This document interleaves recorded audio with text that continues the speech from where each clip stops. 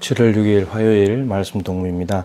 사도행전 2장 37절부터 47절까지 말씀인데 마음에 찔리는 것도 은혜입니다 라는 제목입니다.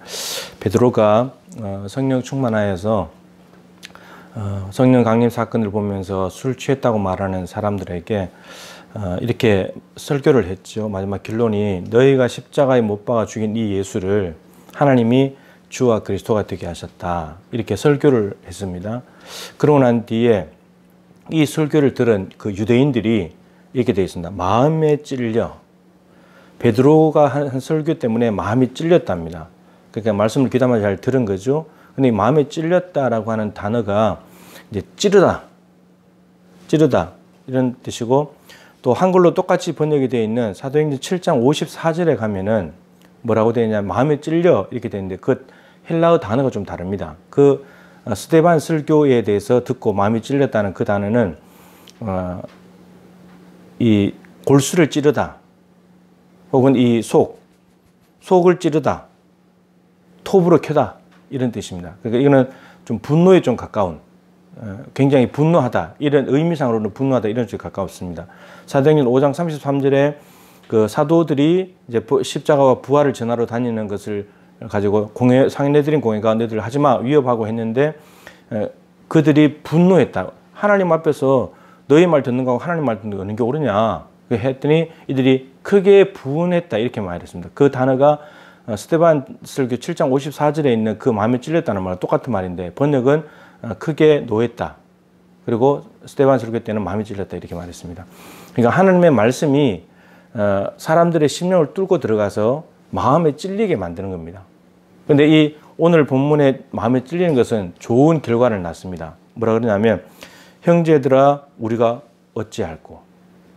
마음에 찔렸다는 거죠. 그 십자가, 하나님이 주와 그리스도로 보낸 예수를 자기들이 죽였기 때문에 자기들이 살인자라는 것, 신성모독죄를 지어가지고 잘못된 하나님 보내신 메시아를, 하나님 보내신 의인을 죄인 취급했고 메시아를 죽였고 법 없는 자들의 손을 빌려서 처리를 했다는 겁니다. 그것에 대해서 마음이 찔려가지고 그럼 이제 우리가 어떻게 해야 되냐, 이 엄청난 잘못을 했는데 죄에 대한 깨달음으로 인한 마음의 찔림입니다. 스데반 설교에 대해서는 저들이 분노가 일어났습니다. 네가 감히 이런 설교를 해? 그러면서 분노해가지고 스데반을 죽였고, 여기에서는 자기들이 마음이 찔려서 어떻게 해야 되냐, 우리가 무엇을 해야지 바뀌어지냐, 이제 이렇게 묻는 겁니다. 이런 우리는 하나님의 말씀을 들을 때 이제 마음에 평안이 찾아오고 또 기쁨이 있고 또 소망이 생기고 막 이러면 이게 은혜 받았다고 생각을 하잖아요. 그런데 그것만이 은혜가 아니라 마음이 찔리는 것, 내 잘못한 부분을 말씀이 들어와서 찔러주는 것, 이게 정말 귀한 은혜입니다. 히브리서 4장 15절 하나님의 말씀은 살아있고 활력이 있어서 좌우의 날선 어떤 검보다도 예리하여 혼과 영과 및 관절과 골수를 찔러 쪼개기까지 하고 사람의 마음속에 있는 생각을 다 드러내버린다 그랬잖아요. 그러니까 유대인들이 십자가에 예수님 죽였는데 자기들은 죄를 지었다고 생각 안 한 거죠. 근데 그것을 말씀이 뚫고 들어가가지고 저들이 잘못됐다는 것을 가르쳐 줘버린 거예요. 자기들이 정말 심각한 죄인 것을 드러내버린 거예요. 여러분 이게 얼마나 귀한 은혜입니까? 그러니까 죄를 짓고도 죄인들도 모르는 거예요. 근데 그것을 말씀이 들어와서 말씀의 빛으로 비춰버리니까 이게 심각하게 죄를 지은 거구나, 그걸 드러내버리니까 얼마나 귀한 일입니까? 그러니까 그걸 깨닫고 나니까 우리가 어떻게 해야 되냐 이렇게 물은 거죠. 그럼 그 한의학 쪽에 그 압점이라고 하니까 압점, 이렇게 이제 힘을 가하는 이렇게 압점인데 이렇게 압각도 있고 뭐 촉각도 있고 그런데 이 눌러 가지고 병원에 가도 여러분 이렇게 어디가 아프냐고 물으면서 이렇게 눌러 보잖아요. 눌러 보면서 아프다 그러면 여기가 무슨 고장이 난 걸 알잖아요. 근데 우리가 병원에 가면은 아픈 부위를 찾아내기 위해서 누르면 아프다고 하는데 그걸 찾아낸 것을 가지고 아프긴 하지만 원인을 찾았다고 기뻐하잖아요. 이제 치료하면 되니까. 근데 아무리 눌러도 아픈 데가 없다. 근데 몸이 안 좋다. 이러면 또 이거 또 사람이 좀 환장할 노릇인데, 그것처럼 이런 말씀이 뚫고 들어와서 우리 아픈 부위를 눌러주는 거예요. 말씀이 압점 역할을 하는 거예요. 근데 그 압점 역할을 하는데 우리의 태도는 어떻습니까? 베드로의 설교를 들은 사람들이 어찌할꼬 하면서 회개의 길로 나아갑니까? 아니면 스데반 설교를 들은 사람처럼 분노의 길로 나아갑니까? 앞점을 찾아줬으면은 이게 이제 치료하면 된다 이렇게 생각을 하면서 좋은 길로 가야 되는데 우리는 때로는 분노의 길로 가버린다는 거예요. 내가 왜 아픈 부위를 왜 건드려? 아픈 부위를 이렇게 간다는 겁니다. 근데 우리가 의사 앞에서 그렇게 말하지 않잖아요. 왜 아픈 부위를 건드리냐고. 아픈 부위를 건드릴 수밖에 없는 거고 때로는 칼로 찢어야 되고 때로는 수술해야 되고 도려내야 되고 해야 되는 건데 여러분 그거는 눌렀을 때 아프다는 것은 뭔가 내 속에 뭔가 문제가 있는 거고 제거해야 될 게 있는 거고 불필요한 것들이 있다는 말이죠. 근데 우리는 그것을 말씀이 그 역할을 해주는 건데 영적으로 근데 그것이 드러났을 때 우리는 이제 이걸 내가 도려내야 되겠구나. 이게 하나님 앞에 바르지 못한 거구나. 이렇게 생각을 해야 되는데 때로는 네가 내 이걸 왜 드러내? 내 속에 있는 거를 부끄럽기도 하고 창피하기도 하고 죄를 들킨 것 때문에 얼굴이 벌개지기도 하고 분노가 일어나는 거죠. 이러면 해결책이 없는 거예요.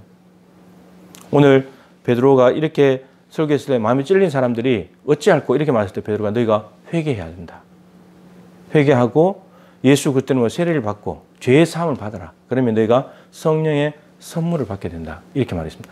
지금 120명이 성령을 받은 것처럼 너희들도 성령 받는 게 가능하다. 근데 죄 문제 하나를 해결해야 된다. 이거죠.